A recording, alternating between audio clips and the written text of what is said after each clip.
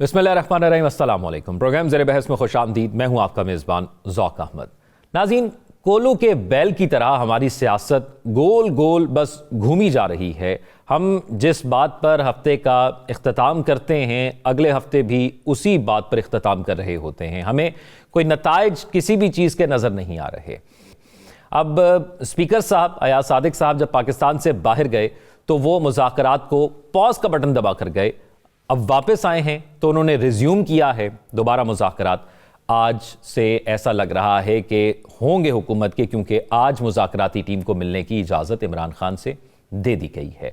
और उन्होंने मुलाकात की। मुलाकात के बाद उन्होंने मीडिया से गुफ्तगू की। उन्होंने कहा कि हम जुडिशल कमीशन में मर्जी के जज का नहीं कह रहे, हम सिर्फ ये कह रहे हैं कि सीनियर तरीन जज हो। और मजीद मामलात के हवाले से भी गुफ्तगू की गई है। अली अमीन गंडापुर साहब की पहले मुलाकात हुई, 1-to-1 मुलाकात हुई उनकी, उसके बाद फिर मुज़ाकराती कमेटी की मुलाकात हुई है। अब देखना यह है कि अब ये तीसरे दौर के अंदर इन तमाम तर बातों का क्या हल निकलता है और कब ये तीसरी मीटिंग होने जा रही है। इसके साथ साथ पाकिस्तान के अंदर चीज़ों को बेहतर करने के लिए एक डिजिटल पाकिस्तान के हवाले से बिल भी पेश किया गया, इस पर काम भी जारी है, जो कि बहुत अच्छी बात है कि जब हम ये मैनुअल रिकॉर्ड से, मैनुअल इंदराज से बहुत से मसाइल पैदा होते हैं, इसमें बहुत से लूप होल हैं। बहुत से लोग ये एतराज़ करते हैं कि इन इंदराजों के अंदर सरकारी जो दफातर हैं वहाँ पर बहुत ताख़ीर भी हो जाती है, और कहीं ये एतराज़ भी किया जाता है कि वहाँ पर उनसे पैसे भी बटोरे जाते हैं। तो जब ये डिजिटल हो जाती हैं इस तरह की चीज़ें, तमाम चीज़ें, उसके अंदर फिर मामलात मुख्तलिफ हो जाते हैं, आसानी से हो जाते हैं। लेकिन अगर इंटरनेट की जो रफ्तार इस वक्त पाकिस्तान के अंदर है, उसी के साथ हम डिजिटल पाकिस्तान के अंदर 2025 में दाखिल हो रहे हैं, तो फिर तो शायद मसाइल हल ना हो। इसके हम कुछ वाक़यात देख भी चुके हैं कि जहाँ जहाँ चीज़ों को डिजिटल कर दिया गया है, वहाँ पर जब मामलात के इंदराज के लिए या किसी भी चीज़ के लिए जाया जाता है तो वहाँ पर कह दिया जाता है कि सिस्टम डाउन है, इंटरनेट स्पीड ठीक नहीं आ रही, आप कल आइएगा। तो ये मसाइल का हल कैसे मुमकिन होगा, इन दोनों चीज़ों पर आज हम प्रोग्राम के पहले हिस्से में बात करेंगे। पहले ज़रा बात कर लेते हैं पाकिस्तान के हवाले से। ख़ास तौर पर इसके अंदर अदालती निज़ाम को भी डिजिटल करने की बात हुई और बाकी तमाम तर मामलात की भी बात हुई। पिछले दिनों नादरे के साथ मुख्तलिफ इदारों को एक जगह लिंक करने की भी बात हुई। तो इसके क्या फ़ायदे हो सकते हैं और किस तरह हम मज़ीद फ़ायदा उठा सकते हैं, इस पर बात कर लेते हैं। नजम साकिब साहब, राव खालिद साहब और साकिब बशीर साहब हमारे साथ मौजूद हैं, तीनों सीनियर तज्ज़ियाकार हैं। मैं नजम साकिब साहब आपसे आगाज़ करूँ तो ये डिजिटल पाकिस्तान, ई गवर्नेंस के फ़वाइद क्या हैं? पहले तो ये देख लेते हैं ये ई गवर्नेंस बला क्या है, ये होती क्या है। क्योंकि मेरी इत्तला के मुताबिक इस्लामाबाद में हम मौजूद हैं और इसमें बहुत सारे जो लोग हैं, ख़ास तौर पे जो सरकारी अफसरान हैं, उनको सही तरह से ई गवर्नेंस का पता नहीं है। और अगर सरकारी अफसरों को नहीं पता, सीनियर अफसरों की बात कर रहा हूँ, तो उनका ये ख्याल है कि कंप्यूटराइज हो जाता है मामला और बस कि मसलन जो चीज़ें, या फिर वो कि यानी पेपरलेस करना है तो इसमें कागज़ नहीं होंगे, ईमेलें जाएंगी, ये वो वगैरह। ई गवर्नेंस ये नहीं है। ज़रा थोड़ी देर के लिए देख लेते हैं ई गवर्नेंस है क्या। मैंने अपने तौर पे इसकी तारीफ़ ढूंढी, इसको डिफ़ाइन करने की कोशिश की। तो चूँकि आपके देखने वाले जो हैं उनमें ज़्यादातर यानी लोग ऐसे हैं जो कि तालिब इल्म हैं या जिनको नहीं पता या जिनकी ज़बान, वो जो टेक्निकल ज़बान है वो नहीं समझते। तो आसान अल्फाज में पहले तो ये देखते हैं कि ई गवर्नेंस होती क्या है। देखिए, इंफॉर्मेशन को, मालूमात को टेक्नोलॉजी के ज़रिए गवर्नमेंट के सिस्टम में आप शामिल कर लीजिए, डाल लीजिए और गवर्नेंस कीजिए, यानी गवर्नमेंट चलाइए। इसको हम कहेंगे कि ई गवर्नेंस हो रही है। ठीक है जी, मालूमात हैं, टेक्नोलॉजी का साथ लें और उसके साथ ये है कि जो गवर्नमेंट का बिजनेस जितना भी चल रहा है, उसके डिपार्टमेंट्स हैं, उसकी मिनिस्ट्रीज़ हैं, उसकी सब मिनिस्ट्रीज़ हैं, सब डिपार्टमेंट्स हैं, तो उनमें जो है वो हिसाब किताब उनका इस तरह से ई गवर्नेंस हो सकती है। अब ये कि इसके फ़ायदे क्या हैं। सबसे पहले फ़ायदा जो किताबों में लिखा है, या ये याद रहे कि मैं जो इस वक्त बता रहा हूं ना, ये किताबी बातें कर रहा हूं, फिर उसके बाद आपको बताऊंगा कि पाकिस्तान में क्या हो रहा है। ठीक है। किताब में ये लिखा है कि इससे एफिशिएंसी बढ़ती है, इससे आपकी मुआशी तरक्की में मदद मिलती है, आपको ट्रांसपेरेंसी मिलती है, आपको अकाउंटेबिलिटी इससे जो है वो आपकी बेहतर हो जाती है और आपको हिसाब किताब जो यानी गवर्नमेंट की गवर्नेंस के हैं वो अच्छे हो जाते हैं। किताब ये कहती है। अब सवाल यहां पे ये है कि गुड गवर्नेंस जो है, जिसका कि हमें बचपन से सुनते आ रहे हैं कि पाकिस्तान में गुड गवर्नेंस की कमी है, गुड गवर्नेंस करने के लिए क्या ई गवर्नेंस जो है वो उससे ठीक हो जाएगी, गुड गवर्नेंस हो जाएगी? मैंने एक 20 ग्रेड के हाजिर सर्विस अफसर से को 2-3 दिन पहले की बात है, गप लगा रहे थे, तो मैंने उससे पूछा, मैंने कहा बरखुरदार ये बताइए ई गवर्नेंस के बारे में आपका क्या ख्याल है? तो उसने मुझे कुछ अपने आइडियाज दिए और उसने कहा जी इसका कोई फायदा नहीं है। मैंने कहा इसका क्यों फायदा नहीं है? कहते जी देखें, मेरे बॉस ने तो नहीं बदलना ना जी, बॉस तो मेरा वही रहेगा, हमारी अप्रोच देखिए, हमारी अप्रोच देखिए। तो सबसे पहले जो आपने करना है, याद रहे कि पाकिस्तान में डिजिटलाइजेशन जो है उसका प्रोसेस अभी जारी है, बड़े अरसे से जारी है। उसमें बहुत सारी रुकावटें हैं, जिनमें से 2 रुकावटें मैं अपनी इस बात के इख्तिताम पे आपको बताऊंगा, जिनकी वजह से कि आपकी ई गवर्नेंस जो है वो अभी तक खुल आके ठीक तरीके से जो है वो इंप्लीमेंट नहीं हो रही। देखिए, हमने कोविड के ज़माने में ख़ासतौर पे देखा कि नेशनल पोर्टल आ गए और उसमें जो है वो आपकी ये जो आपकी सिटीज़न फेसबुक मॉनिटरिंग सिस्टम आ जाता है। उस ज़माने में तो मजबूरी थी, लोग बाहर नहीं जा सकते, तो उन्होंने कहा चलो घर से ही बैठ के करते हैं। अब सुनने में आ रहा है कि अदलिया को भी डिजिटलाइज किया जा रहा है, सुप्रीम कोर्ट को और हाई कोर्ट के अलावा डिस्ट्रिक्ट कोर्ट्स को भी किया जा रहा है। उधर से हमें समझ आ रही है कि फेसलेस जो है आपकी यानी जो आपका कस्टम डिपार्टमेंट है, तो मुझे ख्याल आया, मैंने कहा कस्टम का तो फेस पहले भी नहीं था, तो अभी क्या मतलब, इसका मतलब क्या है? तो ये सारी चीज़ें हो रही हैं, नतीजा क्या निकल रहा है? नतीजा को इतना खातिर ख्वाह नहीं है। अपनी इस वक्त की आखिरी बात करने में वो 2 रुकावटें बताऊंगा कि क्या है। सबसे पहली रुकावट ये है कि हम पाकिस्तानी, हिंदुस्तानी, श्रीलंकन, साउथ एशियन और वो लोग जो कि ज़्यादातर यानी मिर्ची मसाले खाने वाले लोग हैं ना, गुस्सा जल्दी आ जाता है, जज्बाती हो जाते हैं, चीज़ों को जो है वो हम इमोशनली देखते हैं और चेंज नहीं चाहते। तो सबसे बड़ा ये यानी रुकावट ये है कि हम चेंज नहीं चाहते। हम चाहते हैं कि जिस तरह फाइलें आ रही हैं, जिस तरह फाइलें जा रही हैं, जो हिसाब किताब पहले था वो क्यों यार करें इसको हम। और उससे ये है कि अगर वाकई ट्रांसपेरेंसी आ गई, अगर वाकई अकाउंटेबिलिटी हो गई, तो करप्शन तो खत्म हो जाएगी। और वो लोग, वो मेरे साथी, वो मेरे दोस्त जो हैं, जो गवर्नमेंट जॉब्स करते ही इसलिए हैं कि ऊपर का जरा माल बनेगा, तो उनको तो प्रॉब्लम हो जाएगी कि ये तो अभी ठीक तरह से दयानतदारी से काम करना पड़ेगा। तो ये है एक बड़ी रुकावट, जिसके 2 पहलू बताए हैं। दूसरी बड़ी रुकावट, आपने ये सारी ई गवर्नेंस करनी है, डिजिटलाइजेशन करनी है, इसके लिए सबसे ज्यादा जरूरी चीज जो है वो है इंटरनेट। जी, मुझे ये बता दीजिएगा कि अगर ये फायर वॉलें लग रही हैं और अगर ये मछलियां आ रही हैं, पता नहीं शार्क्स और वेल्स और कौन कौन सी जो है वो ब्लैक बास आ रही है, और वो आके तो इन फाइबर वॉलों को, ये जो आपकी जो यानी वायर्स हैं उनको तोड़ रही हैं, और फिर उसके बाद ये है कि आपका VPN बंद कर दिया, आप पे फायर वॉल लग गई, आपको इंटरनेट स्लो हो गया। मुझे ये बताइएगा, डिजिटलाइजेशन तो दूर की बात है, हम तो आजकल डरते हैं कि अगर खुदा ना खास्ता बेटा स्कूल गया है या कॉलेज गया है, बिटिया कॉलेज गई है, यूनिवर्सिटी गई है, उसको वहां पे चोट लगती है, उसका कोई एक्सीडेंट हो जाता है, उसने बताना है बाबा मेरा एक्सीडेंट हो गया, वो कैसे बताएगी? तो आप देखिएगा, इसको कहते हैं from sublime to the ridiculous, कि हम बातें कर रहे हैं जी, हम ई गवर्नेंस करेंगे, हम ये करेंगे, वो करेंगे, जो बेसिक चीज है वो हम में अभी तक आई ही नहीं है कि एक तो चेंज को एक्सेप्ट करें, दुनिया देखें कहां जा रही है, मुकाबला करें, जो कमी हम में है वो पूरी करें। और ये जो इसमें हुकूमत का किरदार है, अगर उन्होंने ई गवर्नेंस करनी है तो उनकी जिम्मेदारी है कि इंटरनेट की मुसलसल तवातर के साथ उसका जो है वो आपको वो फराहम हो और उसमें किसी किस्म की रुकावट ना हो, ताकि ये सारे कामकाज जो हैं वो ठीक हो सके। आखिर में एक फिक्रा बोलूंगा ऐसे ही ऑन अ लाइटर नोट, जी जी, कि वो लॉ कर रहे थे ना हम, तो किसी ने पूछा जी शादी करने के लिए क्या चीज़, तलाक देने के लिए क्या चीज़ ज़्यादा ज़रूरी होती है? तो मुझे याद है एक हमारे दोस्त ने कहा कि तलाक देने के लिए सबसे ज़्यादा ज़रूरी चीज़ ये है कि आपका शादीशुदा होना बड़ा ज़रूरी है, तो उसके बगैर तो तलाक आप नहीं दे सकते। तो ये जो आपकी ई गवर्नेंस है, इसके लिए सबसे ज़्यादा ज़रूरी चीज़ है इंटरनेट, इंटरनेट, इंटरनेट।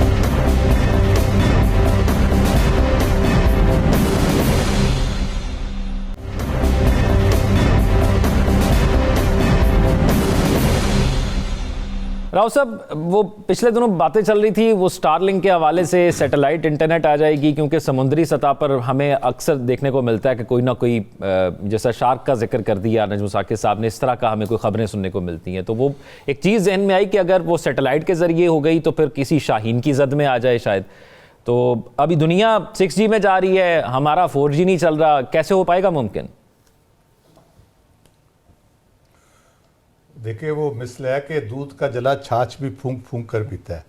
हम 1G 2G से इतने परेशान हैं कि हम अक्सर इंटरनेट को बंद रखते हैं, तो हम स्टारलिंक पे कैसे जाएंगे?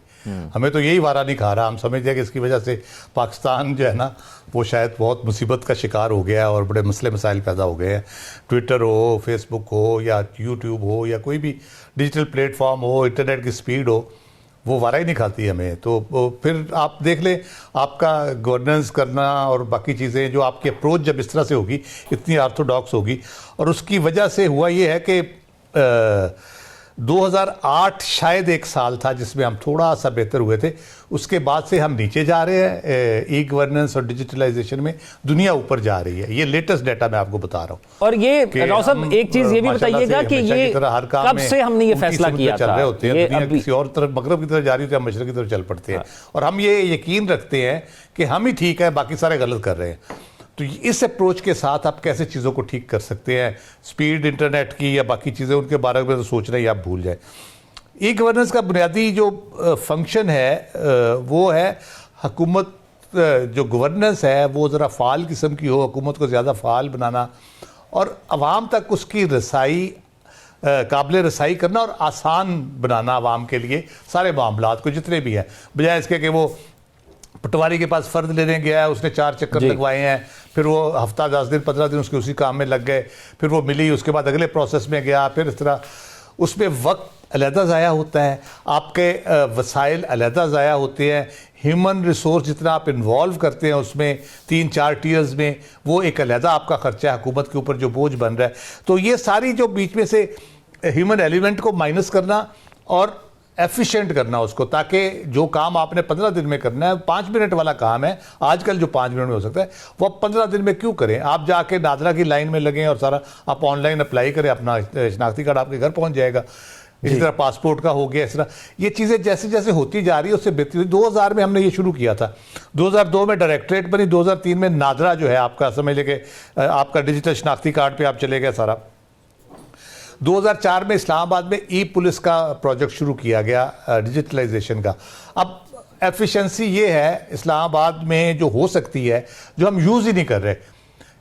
पूरा सेफ सिटी बनाया गया, कैमरे लगे हुए हैं जो स्पीड भी चेक करते हैं, जो गाड़ी भी आइडेंटिफाई करते हैं। एक गाड़ियों का और भी एक इसमें था प्रोजेक्ट के, गाड़ियों में हर नंबर प्लेट पे ई चिप लग जाएगी, ई सिम जो है ना, आपकी आइडेंटिफिकेशन आपकी हो जाएगी, आप गुजर रहे हैं तो सारा।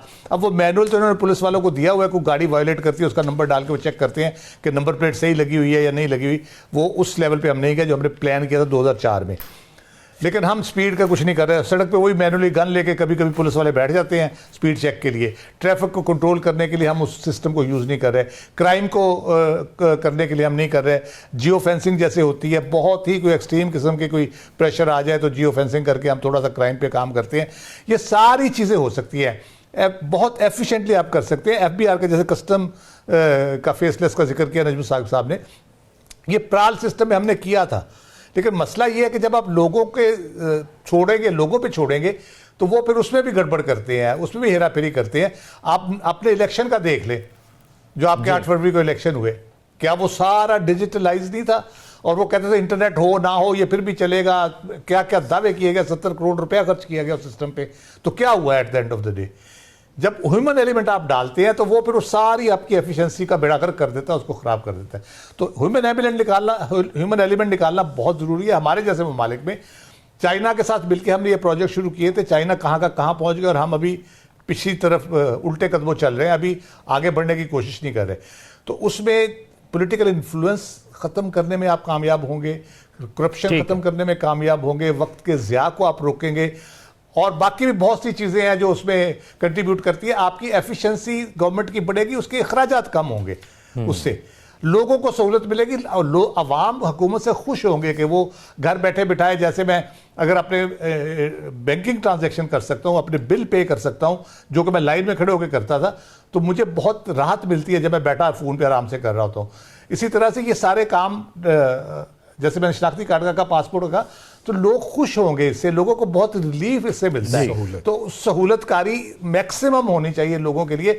बाकी आप अगर कुछ नहीं दे सकते, नौकरियां नहीं दे सकते, बाकी चीज़ें नहीं कर सकते, कम से कम इस मामले में तो करें। उसमें अभी हम बहुत पीछे हैं, इसलिए कि इंफ्रास्ट्रक्चर आपका भी पूरी तरह डेवलप नहीं है। आपके यहाँ जो यानी बुनियादी चीज को ठीक करने की जरूरत है उस लेवल की डिजिटलाइजेशन। ये फिर नीयत रेजिस्टेंस बहुत है, इतनी शदीद रेजिस्टेंस है कि मैं एपीपी में काम कर, छोटी सी बात करके खत्म करता हूँ, एपीपी में काम करता था, वहाँ वो डॉस बेस्ड सिस्टम था। जब विंडोज आई तो विंडो बेस्ड करना था। जब तक मैं वहाँ पे रहा 10 साल वो उसको विंडो बेस्ड नहीं कर सके। वो कहते नहीं जी हमें तो वो चलाना आता है, विंडो बेस्ड हम नहीं चेक करेंगे। अब मुझे पता नहीं हो गया कि नहीं हुआ। तो काफ़ी लंबा प्रोसेस जो कि इतना होना नहीं चाहिए हमें लग रहा है। साकिब बशीर साहब, मैं मुख्तसरन पहले आपसे ये ई कोड्स का मामला जानना चाहूँगा, ये कैसे वर्क करेगा और ये क्या है, फिर हम ज़रा मुज़ाकरात की तरफ आते हैं। अच्छा, ई कोर्ट्स जो है इसमें अगर काम किया जाए, ख़ास तौर पर जो डिस्ट्रिक्ट कोर्ट्स हैं, क्योंकि 20 लाख से ज़ायद केसेस जो मुल्क भर की डिस्ट्रिक्ट कोर्ट्स हैं वहाँ पे पेंडिंग है सबसे ज़्यादा। बाकी जो सुपीरियर कोर्ट्स हैं, हाई कोर्ट, सुप्रीम कोर्ट, वहाँ पे 5-6 लाख मजमूई तौर पर जो केसेस पेंडिंग हैं। तो वहाँ पे बहुत ज़रूरी है कि उनको डिजिटलाइज किया जाए। उसमें बहुत सारे एलिमेंट्स आ जाते हैं। बात फिर वही है कि जितने भी ऑर्डर्स होते हैं रूटीन के, केसेस फिक्सेशन होती है, वो ऑनलाइन अवेलेबल हो। जो अगर काज लिस्ट कैंसिल हो रही है, जजमेंट आ रही है, अगर ऑथेंटिक कोई सोर्स से लेना है, वहाँ से अगर कोई जजमेंट जो है वो आप ले सकते हैं। फिर मुचलके होते हैं। फिर ऐसा सिस्टम है कि हमारी बड़ा अनफॉर्चुनेट है कि हमारी जुडिशरी में जो स्टाफ है, स्टाफ लेवल पे जो जुडिशरी का स्टाफ है, उस लेवल पे रिश्वत के जो है वो इस किस्म की शिकायत भी बाज़ औक़ात आती रहती हैं। तो वो अगर किसी की ज़मानत हो जाए, ज़मानत होने के बाद एक बड़ा प्रोसेस है, उस प्रोसेस को फुलफिल करने के लिए आपको हो सकता है दरमियान में 10 लोग हों और 10 के 10 लोग ही कहीं ना कहीं वो कहते हैं जी हमें भी अकोमोडेट करें, हमें भी करें। तो जो लोअर जुडिशरी है वहां पे इस किस्म का डिजिटलाइज सिस्टम जो है वो बहुत जरूरी है। एक बंदे की अगर जमानत हो जाए इस्लामाबाद की जुडिशरी से, तो अडियाला जेल के सुपरिटेंडेंट तक पहुंचने तक जो रोबकार पहुंचती है, तकरीबन कुछ 6-7 लोग इन्वॉल्व होते हैं। और वो 6-7 लोग इन्वॉल्व, उनकी बजाय 1 या 2 बंदों से भी काम हो सकता है। मसला हमारे यहाँ एक ये भी है कि यहाँ जो लोग पुराने 90s के थे या उसके बाद जो है वो इस किस्म की उन्होंने मुलाजमत शुरू की, सरकारी जो है वो नौकरी शुरू की, तो वो एक पूरा एक माइंड सेट है, वो अपना माइंड सेट किसी सूरत तब्दील नहीं करना चाहते। और तकरीबन हर 1-2 दिहाई के बाद आप देख रहे हैं जितना जो है वो जदीद सिस्टम आ रहा है, टेक्नोलॉजी आ रही है और नई सी नई चीजें जो है वो आ रही हैं। और जब तक कि उनको उसमें इन्वॉल्व नहीं करेंगे और उनको उसकी जो है वो ट्रेनिंग नहीं होगी, तब तक सिस्टम पूरा तब्दील नहीं हो सकता। और उनकी जानिब से इतनी रेजिस्टेंस हमने जुडिशरी में भी देखी है कि वो लोग भी नहीं चाहते कि ये सारी चीजें डिजिटलाइज हो जाएं। और उसमें कुछ जो है वो लॉयर भी कहीं ना कहीं आते हैं कि अगर डिजिटलाइज हो जाएं तो उनके काम पर भी फर्क पड़ता है। हालांकि डिजिटलाइज होंगे तो और भी कई रास्ते जो है वो निकलेंगे जिसके जरिए जो है वो उनका काम जो है वो बढ़ सकता है। और जो लोग वहां पे काम कर रहे हैं इस वक्त, जो लोअर जुडिशरी है, हाई कोर्ट्स हैं और सुप्रीम कोर्ट, वहां पे ऑनलाइन जो आपकी कोई भी स्टेटमेंट आपने कोर्ट में रिकॉर्ड करानी है तो ऑनलाइन अवेलेबिलिटी है। ये एक प्लस पॉइंट है। इसी तरह जो अगर कोई वकील जो है वो आर्गुमेंट्स देना चाहे हाई कोर्ट्स में और सुप्रीम कोर्ट में, वो भी किसी भी जगह बैठकर जो है वो दे सकता है। मुझे याद है कि आज से 3 साल पहले इस्लामाबाद हाई कोर्ट ने एक तजर्बाती बुनियादों पर यह चीज की थी कि एक जो जस्टिस बाबर सत्तार जो है उस वक्त वकील थे, वो अमेरिका या कनाडा में मौजूद थे, छुट्टियों पर थे, तो उन्होंने अपने क्लाइंट की तरफ से वहां से बैठकर वीडियो लिंक के जरिए आर्गू किया था और अपने केस जो है वो कोर्ट के सामने रखा था हाई कोर्ट में। तो ये चीजें डिजिटलाइज हो रही हैं, हमें इनके साथ साथ चलना होगा। और खास तौर पर जो मुलाजमीन है, जो सरकारी मुलाजिम है, जो अपनी जगह से नहीं हिलना चाहते और वो नहीं सीखना चाहते नई चीजें, उनको भी इसमें जो है वो ढालना होगा।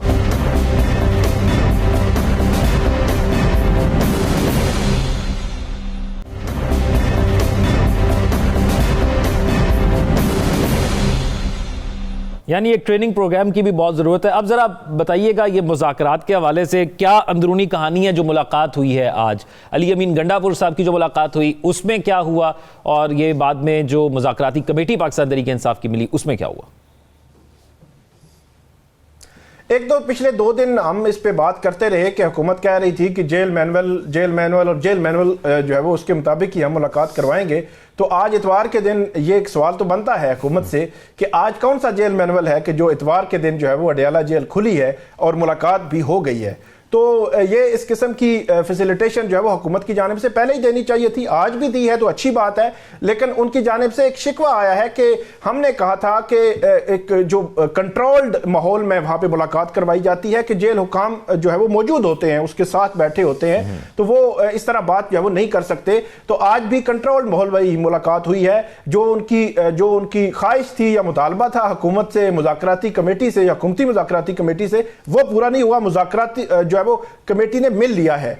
अब बात अंदर की यह है कि 31 जनवरी उन्होंने कहा हमारी डेडलाइन है। अगली नशिस्त में इमरान खान साहब ने कहा है कि हुकूमत को कहें कि 9 मई और 26 जो नवंबर है इस पर आप जुडिशल कमीशन बनाएं, और इसके अलावा कोई ऑप्शन नहीं है। अगर आप नहीं बनाते तो फिर नेक्स्ट जो मीटिंग होगी उसके बाद मुज़ाकरात जो है वो मुअत्तल हो जाएंगे। और इसके अलावा वो जो कारकुनान की जो लीडरशिप है उनकी रिहाई का मामला है। एक सवाल बड़ा स्पेसिफिक हुआ था कि क्या इमरान खान साहब की रिहाई का मुतालबा भी इमरान खान कर रहे हैं कि मुझे रिहा किया जाए? तो उन्होंने कहा कि नहीं, ये हमारा मुज़ाकराती कमेटी या पीटीआई के कारकुनान का मुतालबा तो है, लेकिन इमरान खान ने उन मुतालबात में अपनी रिहाई नहीं रखी बल्कि लीडरशिप की जो है वो रिहाई रखी है। अब जो अयाज सादिक साहब है उनके राब्ता भी उनका हो गया है और ऐसे लगता है अगले 2, 3 या 4 रोज में कोई मीटिंग जो है वो होगी। लेकिन ये मीटिंग मेरे ख्याल में इसमें कोई ना कोई चीज तय हो जाएगी, इन्होंने लिख कर देना है, और हुकूमत क्या राजी होगी कमीशन बनाने पर या नहीं, ये बड़ा अहम होगा। मुख्तसरन मैं आपसे ये जानना चाहूंगा, सवाल कर देता हूं। पहले एक फिक्रा देखिए, ये कह रहे हैं ना लिख के देना, मैं आपको ऑनलाइन इस वक्त स्क्रीन पे लिख के देता हूं कि इन मुज़ाकरात का कोई हल नहीं निकलना, असली मुज़ाकरात कहीं और होते हैं और ये मुज़ाकरात वो मुज़ाकरात हैं ही नहीं। तो उनकी इसमें मर्जी तो शामिल है, इसीलिए तो बैठे हैं नजम साकिब साहब। ये इत्माम हुज्जत है कि हमने देखे ये भी कर लिया। देखिए इस वक्त जो धक्का लगा हुआ है ना, जो रुकावट आई हुई है, जो प्रॉब्लम पेश आ रही है, वो है कि तीनों अतराफ से है।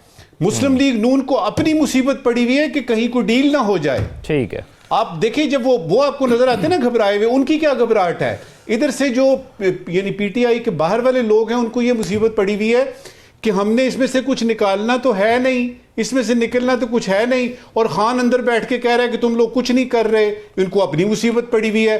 पीपल्स पार्टी वालों को अपनी मुसीबत पड़ी हुई है कि साड़ी बारी होना आनी चाहिए, अब हमारी बारी आ जानी चाहिए। उधर खान को जो है देखिएगा कि चारों तरफ में सिर्फ एक शख्स है जो बड़े इत्मीनान से बैठा हुआ है और वो इमरान खान है। राव साहब, ये है कि राव साहब सवाल भी ले लेना, आपसे ही सवाल है राव साहब। वो इमरान खान साहब कहते होते थे कि घबराना नहीं है, तो अब घबरा कौन रहा है आपको लग रहा है? देखिए, जो नजम साकिब साहब ने बात की है ना, मैं उस पर एक जुमला कहना चाहता था कि ये 2/3 वाली मुंतखब जमहूरी हुकूमत के ऊपर बहुत बड़ा बुहतान है कि वो मुज़ाकरात कर नहीं सकती, कोई हल नहीं निकाल सकती। तो मेरा ख्याल है वो निकालेंगे। तो इमरान खान साहब ने घबराना होता तो वो कब की डील शील कर चुके होते। मेरा नहीं ख्याल कि वो अभी तक घबराए हैं। नजम साकिब साहब, अवाम भी क्या इस उड़ान के साथ ये जो दावे किए जा रहे हैं वो अवाम भी भर रही है कि अवाम सिर्फ नीचे खड़ी होकर देख रही है उड़ान भरते हुए हुकूमत को?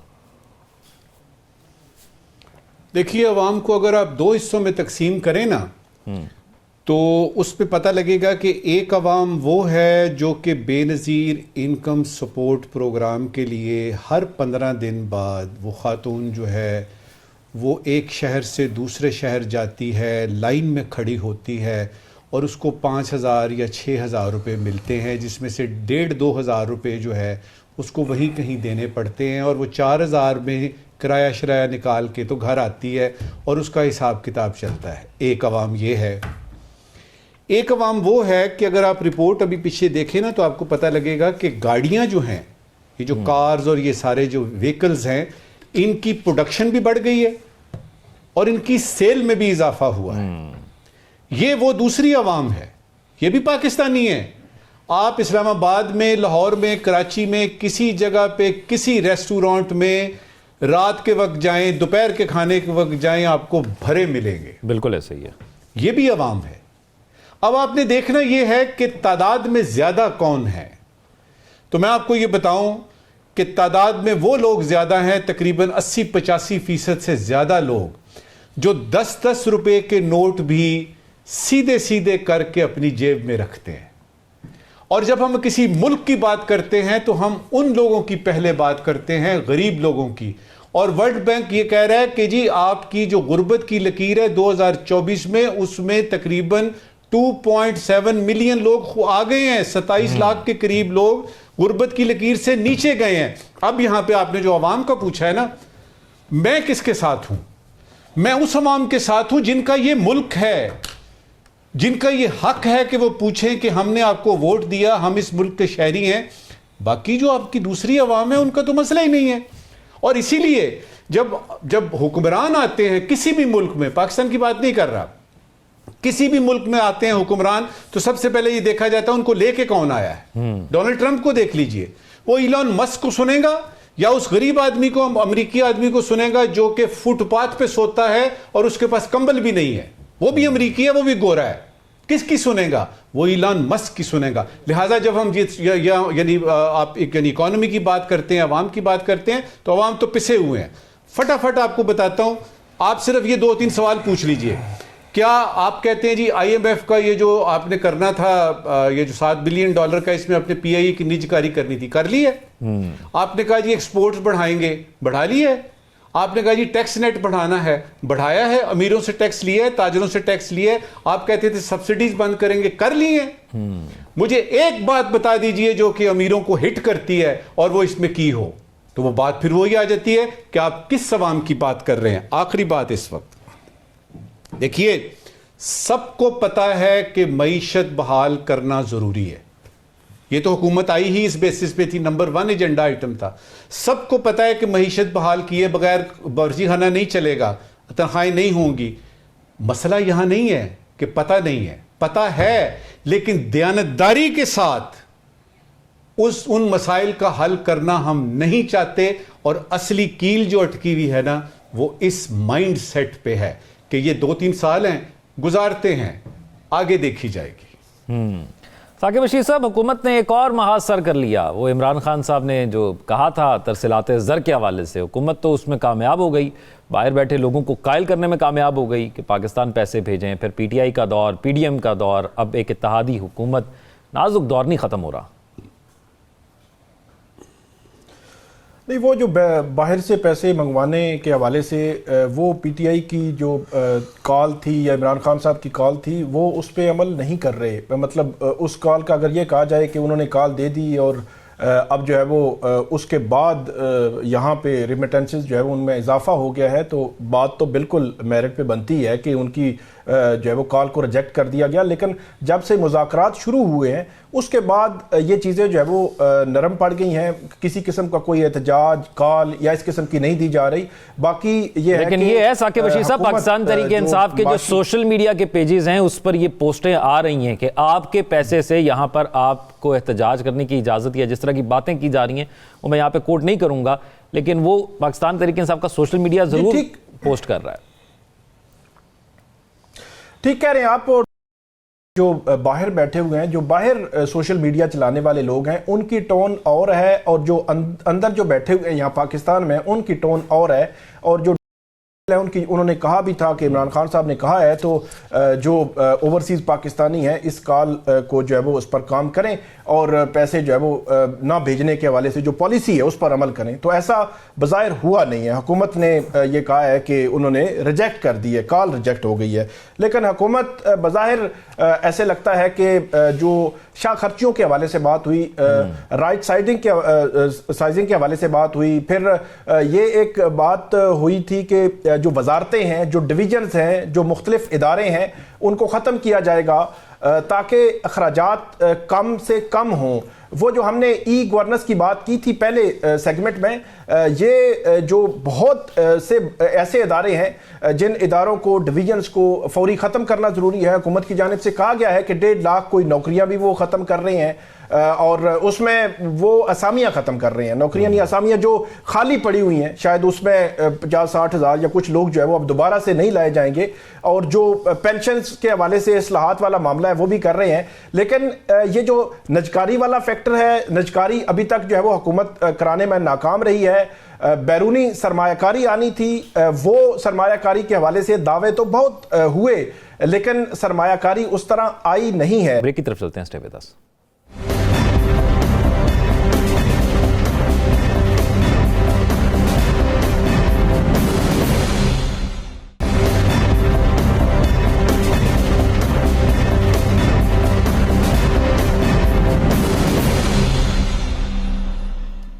ब्रेक के बाद खुशामदीद नाज़रीन। पाकिस्तान इंटरनेशनल एयरलाइंस जिसकी निजकारी की बातें हो रही थी, गुज़िश्ता दौरे हुकूमत में पाकिस्तान तहरीक इंसाफ के हमने वज़ीर हवाबाजी का एक बयान देखा जिसमें उन्होंने जाली डिग्रीज़ के हवाले से जिक्र किया और लाइसेंस के हवाले से जिक्र किया।